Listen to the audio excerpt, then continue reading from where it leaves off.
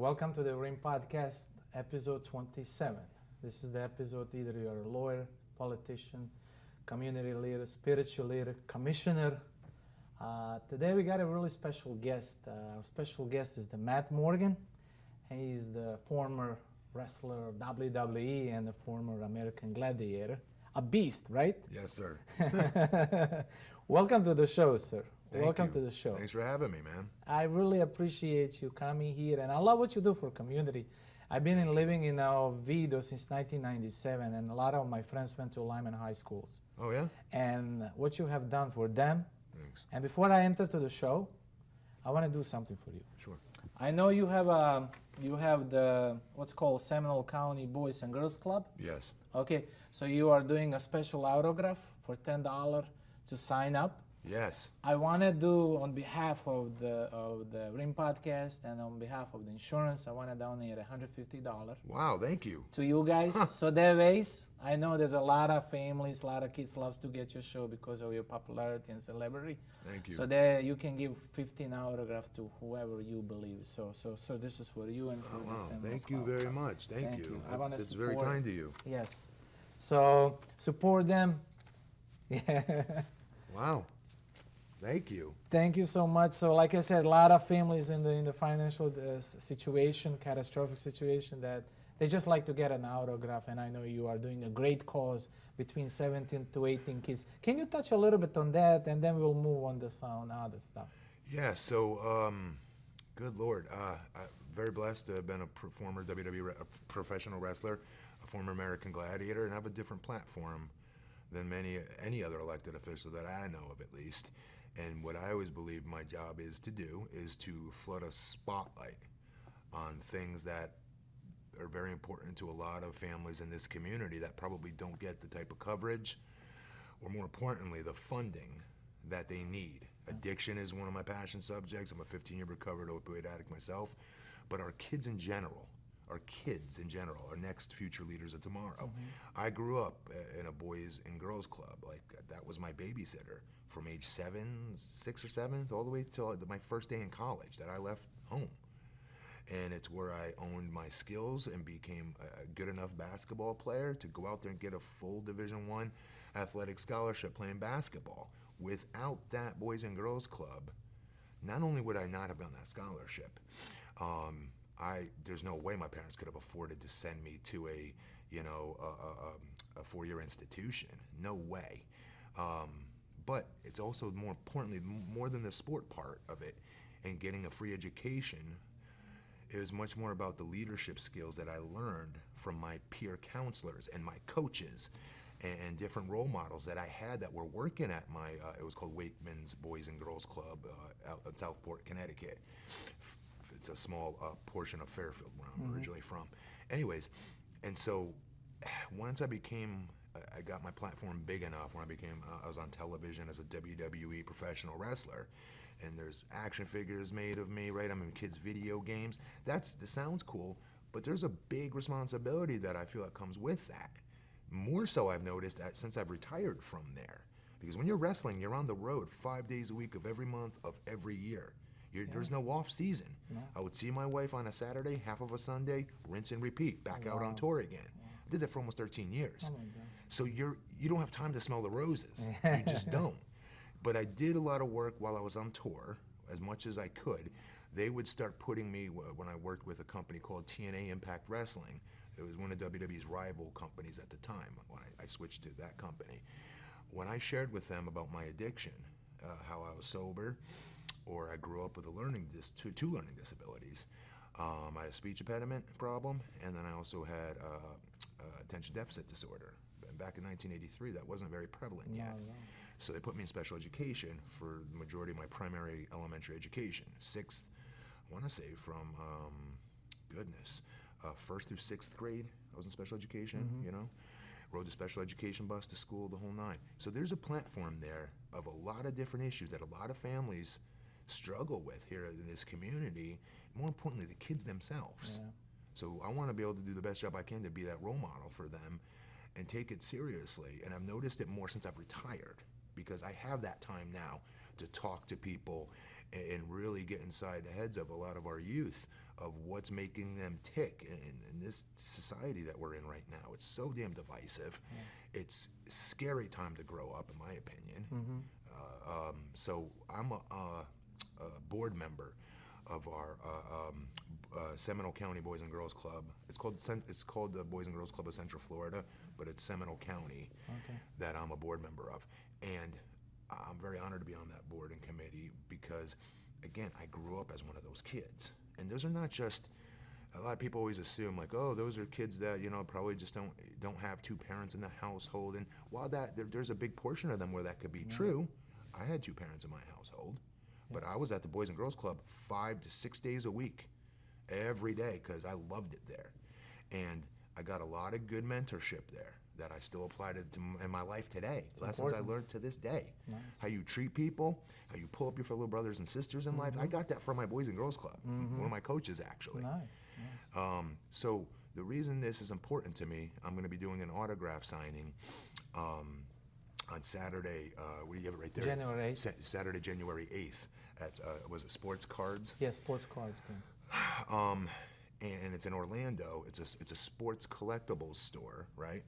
Or a hobby store, or like me, I collect baseball, football, basketball cards as well, and comics. I'm in there like that, I'll admit it. But usually when you're retired, you have many opportunities to do mega cons, comic cons, things like that to, make some new income on your fame or whatever you want to call it as a pro wrestler, right? Or as American Gladiator or whatever have you. But this was one I was really impressed because the owner came to me and he's like, hey, I'd really like to have you out here. We try to have a pro athlete or a celebrity come to the store and do a signing.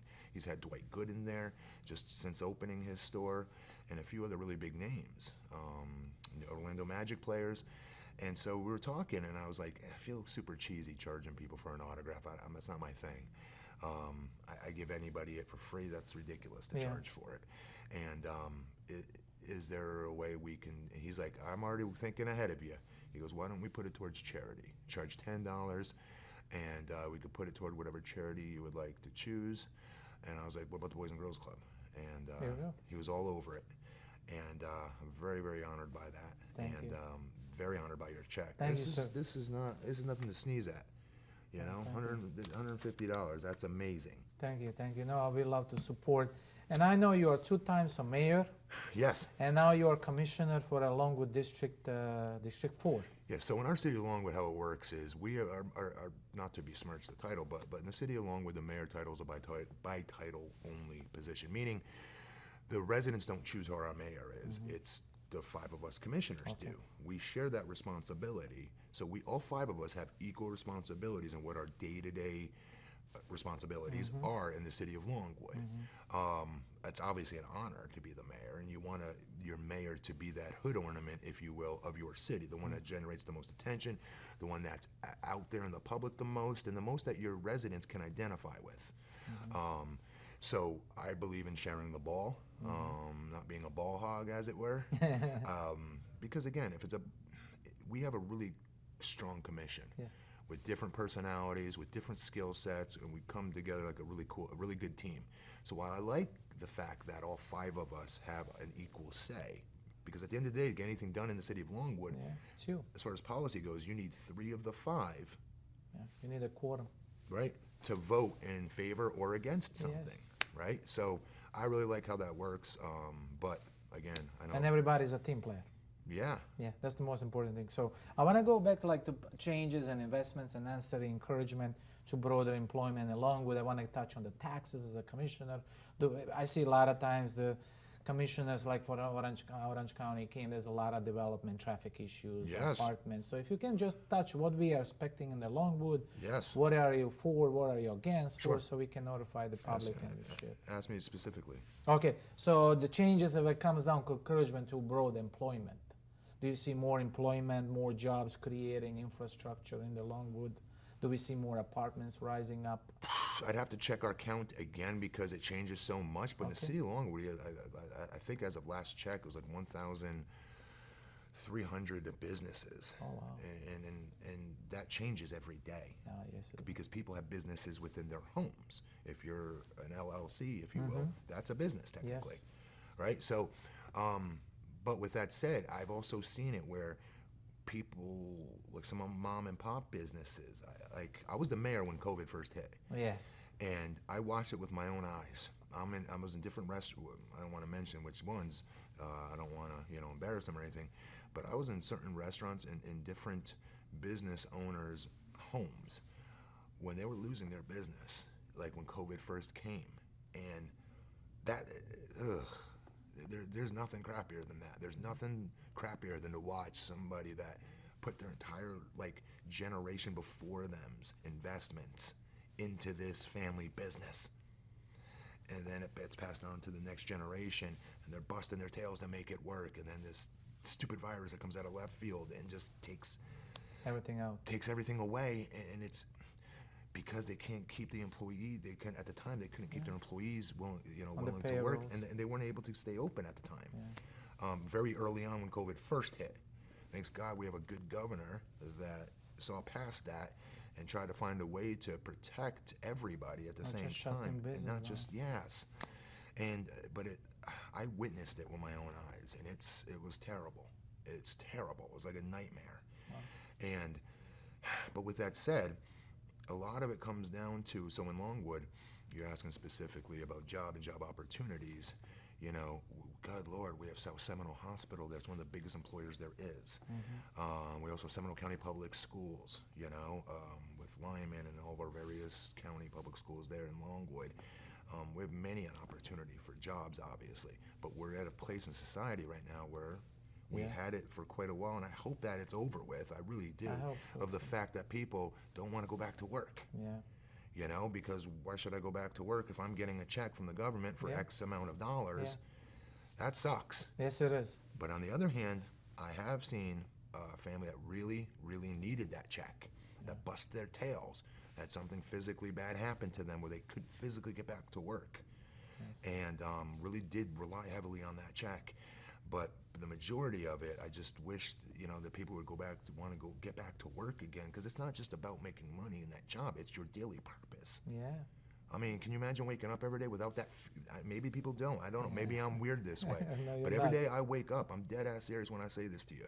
I say thank you. My first 2 feet on the ground, I'm very grateful for my life that he continues to bless me with, to continue to be healthy and breathe oxygen, let alone have a roof over my head, have clothes on my son's back and my wife's back, and the little things that we have. I don't undersell any of that or undervalue any of that. And that comes through the law of attraction. That comes with a lot of belief in Christ that I have as well. But mainly, it's about being grateful. The way this world works, I'm telling you, brother, the more gratitude you have, the more that you're willing to show how grateful you are for the most basic things. Like, you think I'm exaggerating when I keep saying, holy crap, I can't believe you just gave me $150 to our Boys and Girls Club. Yes. Because this is a lot. Yes. I'm not joking. I want to help them That's out. going to help. How do you know that doesn't help bring in a few books? How do you know that doesn't bring in an extra couple basketballs at the Boys and Girls Club, let's say in Sanford? How do you, and that's the basketball that one kid picks up, and he goes on and gets a Division I scholarship one day and falls in love with that sport. You don't know. I don't know, but we have to support each other. I want to also get that I want to also say hello to David Rubin. He's just got for the vice president of the Bait Roots. Now I believe. I love it, yeah, man. I love it. yes. And you becoming a baseball coach, and your wife is becoming a softball coach. Yeah. It's a great. I will be there. We want to support 100%. I want to invite another investor to be there as well. So what Igor's talking about is Longwood Babe Ruth. It's a very, very rich, proud history in the city of Longwood. Now, the city of Longwood does not oversee Longwood Babe Ruth. Longwood Babe Ruth is its own entity. It's its own business. Nice. So it'd be kind of like me going into. So as a commissioner, I have no say in anything with that league. That would be kind of like me going into McDonald's on 434 in Longwood and saying, hey, don't sell number 2s anymore. They'd be like, who's this guy? Get the hell out of here, Morgan. You have no say over this. This is our business, our property. Take a hike, guy. And they'd be right to do so. Yeah. Longwood Babe Ruth is its own separate entity. Okay. With that said, That involves our kids. That involves our youth. That's, again, setting the table in the many lessons that sports teaches. I'm not where I'm at today without the incredible amount of help I had with, again, my peer counselors, my different coaches throughout the years. I played all sports. And I've been, even when on the road with WWE, I still coach Police Athletic League up where I'm from in Connecticut. And I myself played Little League, Babe Ruth, senior Babe Ruth, and after that, and I played high school baseball, football, and basketball. Nice. But I ended up getting a basketball scholarship for sports in college. But so sports teaches you a lot. And again, if I'm a real role model and want to do the best I can for millions of different kids across the country, not just here where I live locally, then you need to get your hands dirty and get on that ground level where you have an opportunity to positively impact those children. That's why I go into all of our schools. Yes. There's not an elected official on God's green earth here that has been into our kids' schools more than I have to talk about. I'm not saying to pat myself on the back. I'm just saying because I love doing it. I love it. Talking about opioid addiction, talking about bullying, cyberbullying, talking about peer pressure, if it's to the younger kids I'm speaking to, whether that's speaking to them about leadership, or how is somebody like me, that's a former pro wrestler, why in God's green earth and hell would I ever want to get involved in politics? How the hell does that happen, right? Yes. One thing, taking advantage of an opportunity that you worked your tail off for in life and trying to parlay it into something greater to serve more people. That's it. If we're not serving people here, what are we doing? Nothing. That's what we're being judged on, man. I mean, that's my own personal opinion. Everyone has their own religious beliefs. I see the same thing. That is my belief, and I think it's many, that this is all a test. Yes, it is. And I got my last question is the one with the most beautiful question. That's Most like beautiful question. Most beautiful question. Wow. That question is like if I hide somewhere facts or the questions or opinions below the club chairs across the scene, and you want to say something too. I know it's a kind of good question. If you want to say something to the public, I'm not filtering, I'm not doing nothing. You see, you look it up on camera and said, I'm the Matt Morgan, give them advice to the new generations, what should they do, how they should do it. And please do so. It's your time. Yes, speak to them. Younger generation, right? Yes, sir. Yikes, talk about being put on the spot. But, no, I'm joking. You already know I'm former WWE superstar, former American Gladiator, the Blueprint, Matt Morgan. More importantly, I grew up just like you, and I don't care who it is that's watching this right now. In life, you're going to get trials and tribulations, speed bumps put in front of you, and you shouldn't look at those as losses. In fact, there's no such thing as losing in games or in life. There's only opportunities to get better and improve. I didn't get to where I got to in life with, again, 2 learning disabilities, and again, having the right infrastructure around me. Not everyone's able to have that, right? So if you're watching this right now, this is super important. Anything I say, I want you to take this home with you the most. And that is, don't let anybody, and I mean anybody, I don't care who it is, including your own parents, no disrespect to the parents watching this, don't let anybody tell you what you can't go out and become in life, because it's BS, it's not true. You can do whatever you want to do in life. Just remember this, the bigger your dream, that means the millions of more other kids out there that are probably having that same dream. So if you want to be the first baseman of the New York Yankees, you can do it. If you want to be the world heavyweight champion, you can be that. You just got to put the work in behind it, and I guarantee you, I promise you on everything on me, that you can do this. I swear to you, it doesn't matter where you started. Doesn't matter what your background is, what your religion is, how tall you are, how short you are, how fat you are, how skinny you are, how funny you are. It doesn't matter. It matters how hard are you willing to work for that. And kids, I promise you, that's the one thing that we all get to control in life. Again, it's not the things that we can't control, but the one thing that we can is how hard are you willing to outwork everybody to make that dream a reality. So go to bed every night, dream of these things that you want to become, because it works. It's called visualization. I promise you it works. I've been doing it since I was 6 years old, sitting there in front of my TV set thinking of how amazing it would be to be in a wrestling ring fighting Hulk Hogan. I made that a reality. Hulk Hogan shouldn't, and Ric Flair, my idols growing up as a little boy, they shouldn't have still been around when I eventually got into pro wrestling. But I visualized that for years as a 6, 7, and 8-year-old to make it a reality years later, 2008, 2009, 2010, around that time, 2011, right? Those guys shouldn't have been wrestling still. How did that happen? I firmly believe through the power of positivity and visualization, meaning what you've got up here when you go to bed at night and you close those eyes and those dreams you have, I swear to you on everything, they can become a reality. It's just how hard are you willing to work at it, and never allowing anybody, including yourself, put those self-doubts in your head and excuses in your head. Because again, you get to have this saying in this. You get to control this and make this a reality. And it's how hard are you? Yes, you. No, you. Move over. You.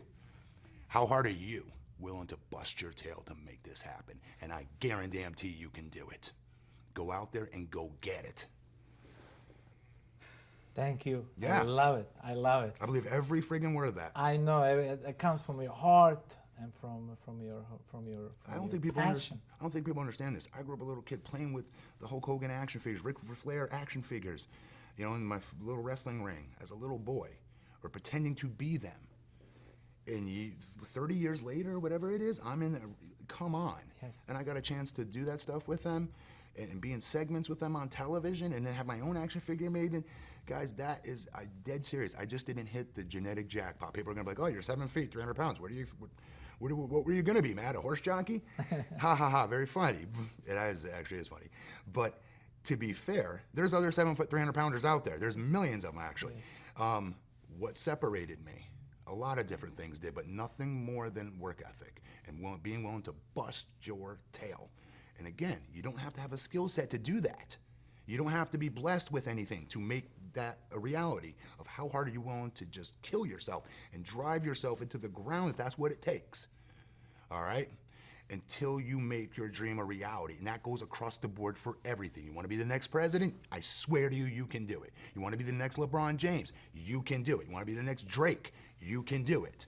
I swear to you on this. It's just a matter of how hard are you willing to work for it. Seriously. Perfect.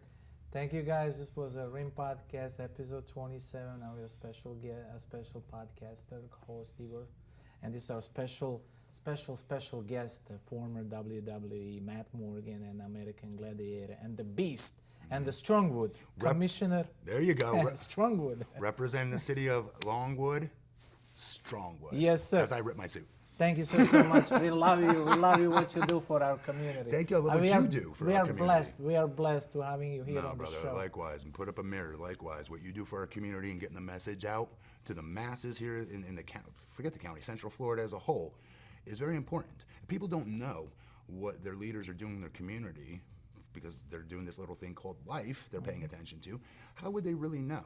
You could provide a really cool platform for people like a David Rubin that go as unsung heroes, that in my opinion are huge heroes in every one of our communities. So thank you for doing that. And thank you for actually coming here on our show. We love you because I know you have a great stuff for community. I'm looking forward to many shows down the way on the road and bringing another commission. Thank you so much.